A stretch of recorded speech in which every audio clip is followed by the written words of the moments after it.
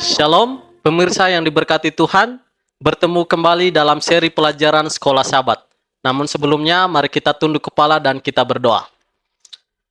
Bapa kami yang bertakhta dalam kerajaan sorga, pada saat ini Tuhan, kembali kami akan mempelajari firman-Mu melalui pelajaran Sekolah Sabat. Biarlah Roh Kudus-Mu boleh menjadi bagian kami, agar kami boleh memahami dan kami boleh melakukannya dalam kehidupan kami. Dalam nama Tuhan Yesus, kami berdoa. Amin. Pelajaran Sekolah Sabat, Jumat 10 Mei 2024, di mana kita akan masuk di dalam pendalaman.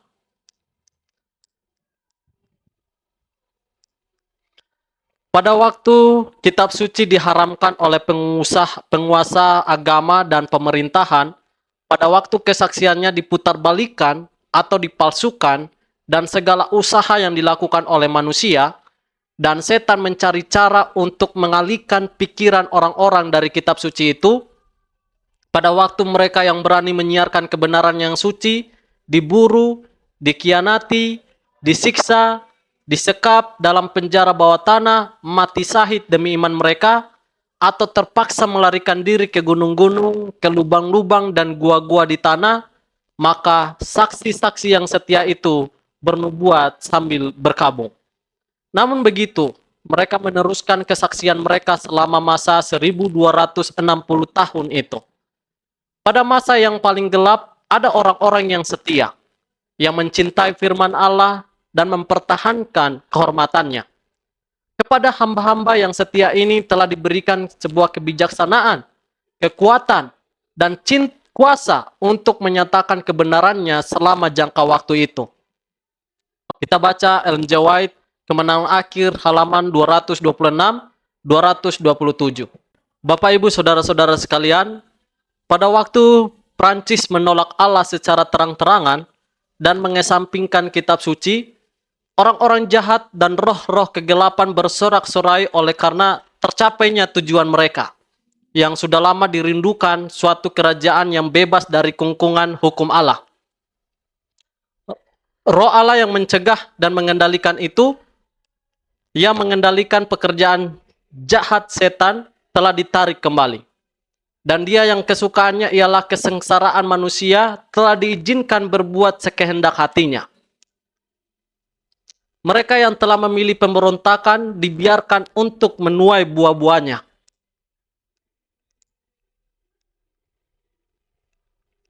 Sampai negeri itu dipenuhi dengan kejahatan yang terlalu mengerikan untuk dilukiskan dengan pena. Dari daerah-daerah provinsi yang sudah rusak dan kota-kota yang sudah hancur, suatu jeritan yang memilukan terdengar, suatu jeritan penderitaan yang paling pahit.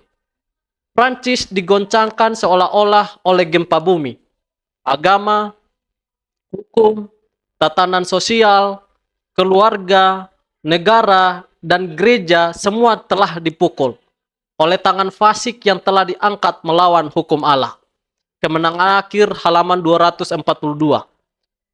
Kecuali jemaat akan mengikuti pimpinannya dan menerima setiap sinar terang, melakukan setiap tugas yang dapat dinyatakan, maka agama pasti akan merosot menjadi perbaktian formalitas dan roh kesalehan yang vital akan hilang.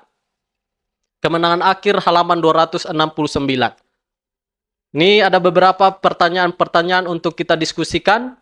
Yang pertama, bagaimanakah prinsip-prinsip pertentangan besar terungkap dalam revolusi Prancis?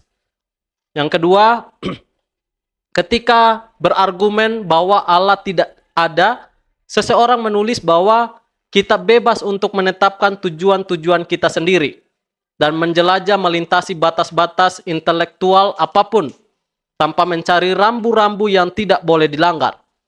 Mengapa frasa tanpa mencari rambu-rambu yang tidak boleh dilanggar begitu instruktif bagi motif yang memiliki banyak orang untuk menolak Allah?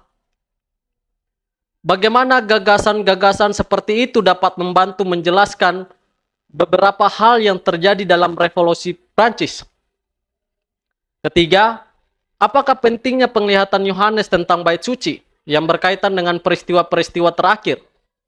Itulah beberapa pertanyaan-pertanyaan untuk kita diskusikan. Kiranya Tuhan memberkati kita. Kita berdoa. Bapa kami yang bertakhta dalam kerajaan surga, pada saat ini Tuhan, kami sudah mendengarkan akan pelajaran-pelajaran yang sangat luar biasa. Bagaimana para pembaru mempertahankan iman mereka, mereka mau berjuang dengan berani untuk membela akan kebenaran firman Tuhan ini. Biarlah kami, anak-anak-Mu juga, boleh berani untuk mempertahankan iman kami dalam situasi apapun. Untuk itu Tuhan, berkatilah kami semua dengan kuasa Roh Kudus-Mu, biarlah kami boleh dimampukan oleh Tuhan untuk berjuang, untuk mempertahankan iman kami. Pada saat ini Tuhan, kami berdoa juga secara khusus untuk bagi mereka yang mendengar melalui YouTube ini, biarlah Tuhan boleh memberkati mereka masing-masing ya Tuhan. Ini doa kami, di dalam nama Tuhan Yesus kami berdoa, amin.